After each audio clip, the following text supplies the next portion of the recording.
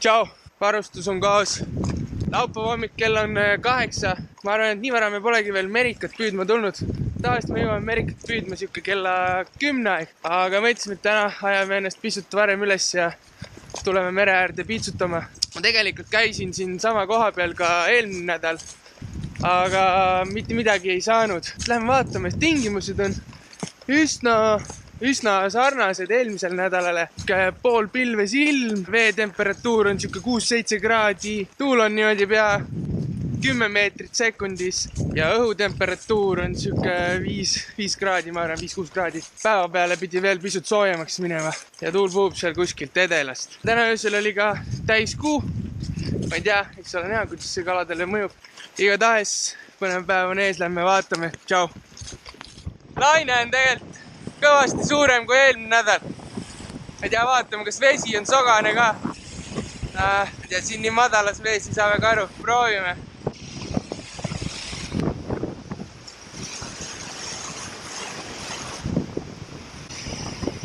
Esimene vise siis selle võtsiga, millega ma Naissaare alt ka kala sain. Sellega on hea visata, sest et see eriti põhja ei lähe ja on suhteliselt raske. 30 grammine. Tugeva tuulega lendab hästi. Pigem tundub, et ikkagi on sogane.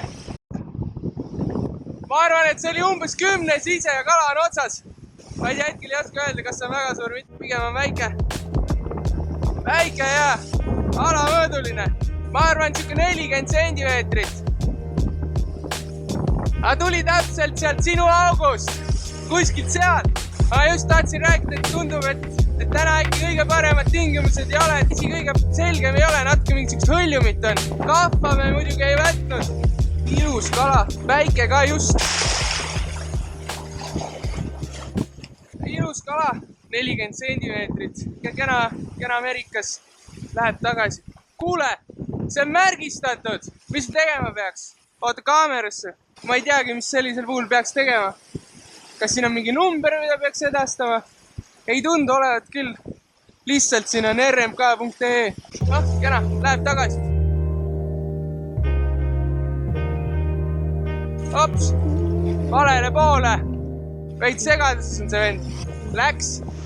No nii, emotsioonid on juba suhteliselt lae, sootsed on kõrged. Esimene kala on käes. Ta oli märgitud siis Põlula kalakasvatuse märgiga. Tundub, et sellega ei pidanud vist midagi tegema, sest ma mingit numbrit seal peal ei näinud või kui oli, siis see oli küll ära kulunud, sest et see märgi tagumine ots oli siuke pruunikas, nagu hakkaks vaikselt ära kõdunema. Vesi on siin uskumatult kõrge. Kui me siin terve eelmine aasta käisime, siis vesi nii kõrge küll ei olnud. Et tingimused on pisut teised. Alles sai siin nagu kaldus kõndida. Ja täna on vesi täitsa metsa alla välja. Kui me nüüd siit ümber nurga läheme, siis laine tundub, et jääb pisut väiksemaks. Läheme loobime edasi. Vesi on siuke pigem sogane. Päris 100% sogane ei ole, aga siuke 75. Kui oled kuskil puusani vees, siis varbaid nagu näed, aga mitte hästi. Kokku lugeda ei suuda, mitu varvast sul on, aga sa näed, et sul varbad on. Aga seda väikest kala, see 75% sogadus vähemalt ei heidutanud. Loodame, et see kehtib ka suurtemate kalade kohta. Jõle hästi lendab see vets, ta on kuidagi jõle hästi balansseeritud. Lendab hästi nüüd tagumik ees ja sõidab tuulest läbi. Rahulik on, ma arvan, 1,5 tundi. Pea 2 tundi oleme püüdnud. Üks alamõõduline Põlula kalakasvatuse märgiga kala. Ja rohkem mitte midagi. Kõht on selle peale päris tühjaks teinud. Ma arvan, et tõmbab paar võikut sisse ja läheb edasi. Nurga taha minnes laine hakkab vaikselt väiksemaks jääma. Aga vesi läheb pigem sogasemast. No vaatame. Tekki. Just käis kala otsas. Istusin kivi peal, loobin kogu aeg kaugele. Mõtlesin, et okei, aitab küll sellest kohast, et hakkan ära minema. Ja siis mõtlesin, et paneks siia paremale, lihtsalt siia pikki niimoodi kallast. Kerge vise. Ja tulid kuskilt samast kivide vahelt tuli 5 meetri pealt. Laks oli otsas. Aga kuna ma ei oodanud üldse, et siit kala tuleb, siis ma ei olnud üldse valmis tõmbama. Ära ta läks kohe ka.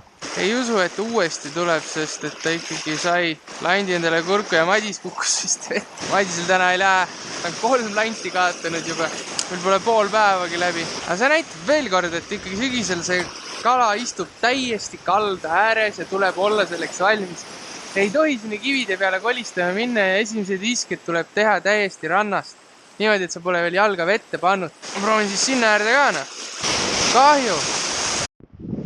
3 tundi on täis ja üks kala, üks alamõõdus kala ja siis üks kontakt pisut suurema kalaga.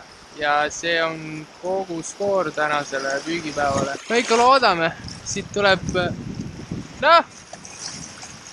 Väike tuli või? Väike tuli ka välja, äkki see aitab meid. 2 head kohta on tulemas. Siin on see oja koht, meie lemmikkoht, kus me oleme saanud 2 korral kala ja 1 korra saime isegi 4 kala järjest. Äkki veel ikka saab täna kala.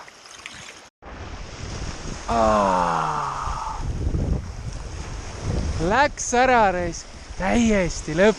See oli ilus ka juba. See oli siuke, ta võis juba 50 olla. Suurem oli ta kindlasti, ta ikka tõmbas ka. No see oleks olnud praegu ilus lõpp tänasele päevale. Ei võinud jääda otsa. Alguses arvasin, et jäi põhja kinni, aga ei, ikka oli kalana. Võts teeb ikka head tööd, midagi öelda ei ole. Aga ta tuli suht siit lähedalt, ei tulnud üldse kaugelt. Äkki ikka saan üles. Ui, kõrge on see.